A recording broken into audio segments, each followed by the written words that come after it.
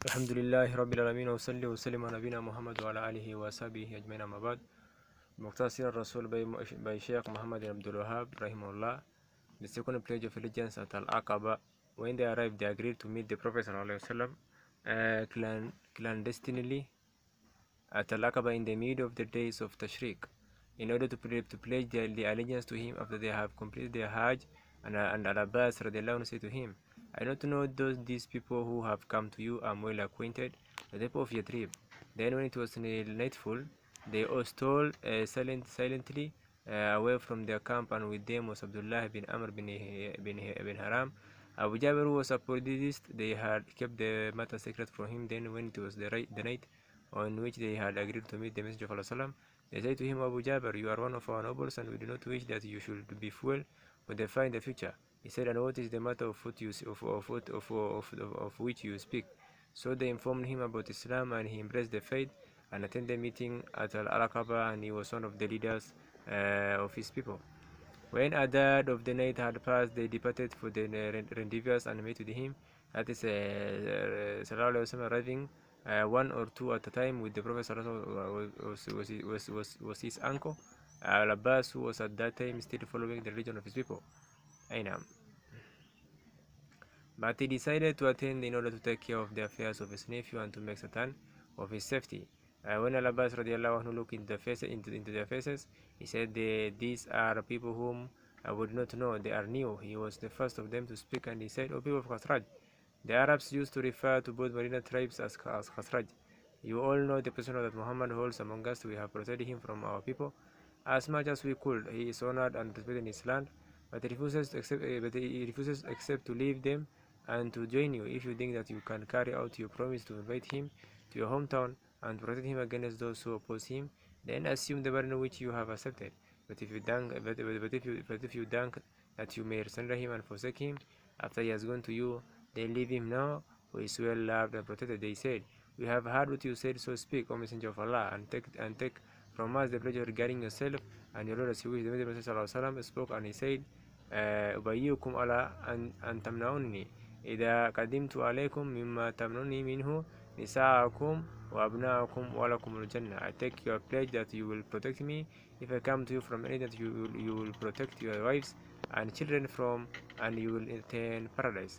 The first to pledge allegiance to him was Al-Bara bin Marur, who said by him who sent you with the truth will protect you from whatever we protect ourselves, our wives from. So take the pledge of allegiance from us, O Messenger of Allah, for we are warriors and we are armed, having inherited it from our forefathers. Abu Haytham bin Al-Tayhan retorted him and said, there are treaties between us and the people of the people, and we are going to annul them. Is it possible that we do so, and Allah grants you victory? You return to your people and abandon us. And at this, the Messenger of Allah smiled and said, La wallahi, bal dam wala hadmu antum minni wa ana minkum, aharibu man harabtum wa usallimu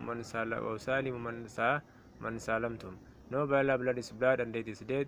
You are from me and I am from you. I will make war against those who make war on you, and I will make peace with those who make peace with you. Then when they stood up to give their pledges of allegiance to him, the youngest of them, Asad bin Zurara, took him by the hand and said, let us not be hasty.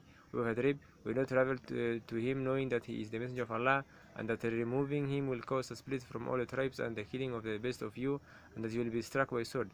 As for you, be patient in the face of that, so take him, and your reward is with Allah. But if you fear for yourself, then leave him now, and you will have more excuse before Allah. But they say, take your hand away from us, for by Allah we shall not abandon this pledge, nor shall we retire from it. Then they stood before him, and one at a time, and he took from them their pledges, and gave them the nearby paradise. Then the noise and clamor increased, and Al-Abbas radiallahu anhu said, go slowly, for there are eyes upon us. The Messenger of Allah said, أخرجوا إلى منكم 12 نقيبا كفلا على قومهم ككفاله على حواريين لعيسى ابن مريم وأنا كفيل على قومه. Send to me from among you the 12 representatives of their people, like the representation of the disciples of Jesus, the son of Mary, and I am the representative of my people. In another narration, it is reported that he said, just as Moses appointed 12 persons as leaders from among his people, the leader of Banu Najjar was Asad bin Zurara. The leaders of Banu Salama were Al-Bara bin Marur and Abdullah bin Amr and bin Haram. The leaders of Banu Saida were Sa'id bin Ubadah and Al-Munzir bin Amr. The leader of Banu Zuruk was Rafi bin Malik bin Ajlan. The leaders of Banu Huraid bin Al-Hazraj were Abdullah bin Rawaha and Sa'id bin Al-Rabi. The leader of Al-Hawakil was Ubadah bin Samit. The leaders of Al-Aus were Usaid bin Hudayr and Abu Haydam and bin Atayhan, and the leader of Banu Aus was Sa'ad bin Haydama. The number of persons at Al-Aqabah was 70 men and two men. When they pledged their allegiance to him, and they never shouted out in the most piercing voice ever heard, "O people of the camps, beware, Muhammad and his converts have gathered to wage war on you." The Messenger of Allah said, Arfadu ila rihalikum, disperse to your camps. Then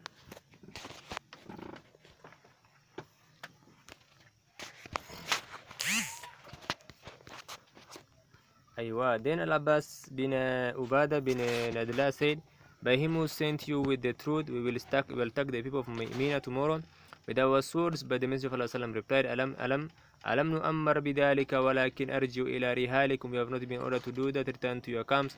When they awoke in the morning, the leaders of the Quraysh came to them and said, "We have been informed that you come to a companion, that is Muhammad sallallahu alaihi wasallam, in order to remove him from our midst, and that you have pledged to make a war on us. By Allah, there is no Arab tribe with whom we should hate to be at war more than you." Then some men who did not know of the pledge came forward and swore to them by Allah that there was no truth in this, while those who had attended the night meeting exchanged glances with one another. Abdullah bin Ubay bin Salul said, "This is false, it did not take place. My people would not undermine my authority by doing something like this. If I were in Yadrib, my people will do this without consulting me." Then the people stood up, including Al-Harith Hisham, and he was wearing new shoes. And Ka'b bin Malik said something as if he decided to associate with what the people had said. He said, "O Abu Jabir, are you unable to assume the like of the shoes of this youth when you are a leader from among our leaders?" Al-Harith heard these words and removed them from his feet, then drew them at him and said, "By Allah, you will surely wear them." Abu Jabir said, "Enough, you have offended this young boy, so return his shoes to him." He replied, "I will not return his shoes to him. By Allah, is it a good omen? If it proves to be true, I will keep possession of them." When the Ansar left Makkah, it was confirmed to Quraysh that the story was true, so they set out in pursuit of them, and they caught Sa'ad bin Ubadah and Al-Munzir bin Amr. Al-Munzir escaped them. As for Sa'ad, they said to him, "Do you follow the religion of Muhammad sallallahu alaihi wasallam?" He said, "Yes." So they tied his hand to his neck with the saddle belt of his camel, and they dragged him by his hair and beat him. And he was a very haired man until they entered Makkah. Then Al-Mut'im bin Adi and Harith bin Al-Harab bin Umayyah freed him from their hands. They Ansars were consulting one another as to whether or not they should go back for him. When he arrived, and they continued on to Medina. The man who captured him was Dirar bin Al-Khattab Al-Fihri, who said, "I seized Sa'd by force and took him prisoner, and I will be the most grateful if I could seize Munzir. If I caught him, I will make him bleed as he deserves, in order to humiliate him." Hassan bin Thabit radiallahu anhu answered him, saying, "You were proud about Sa'd when you took him prisoners, and you said, I will be most gratified if I could seize Manzar. But there is a man who gives to us poetic verses, like one who trades death to the people for Khaybar. So be not like the sheep that digs its own grave with its foot, but it is not pleased that the hole should be for it. No, be like the sleeper who dreams that is in the city of Khosra, or the city of Caesar. No, be the like the brave woman who grieves for her lost child, and if by remembrance the heart may bring him back. No, be like the howling animal who faces his dead, and fears it not from arrows due to his anger. Are you proud of the linen when you wear it, while the Nabateans wear a single short piece of cloth? Were it not for Abu Wahab, the verse would have passed over the hills of the desert, tumbling weakly." And Quraysh had someone saying at night on Mount Abu Qubais, and if the two sides embrace Islam, Muhammad in Makkah will not fear the opposition of any opponent. They asked, who are they? Abu Sufyan said, Asad bin Bakr or Sa'd bin Uzaim. And on the following night they heard him saying, O Sa'd al-Aus, be you a helper, and O Sa'd al-Khazrajain. The nobleman answered, my call to guidance, and you may hate that Allah will grant you al-Firdaus, for very the reward of Allah is for him who seeks guidance of Firdaus, which contain all matter of splendor. Abu Sufyan said, by Allah, this refers to Sa'ad bin Ubadah and Sa'ad bin Mu'ad.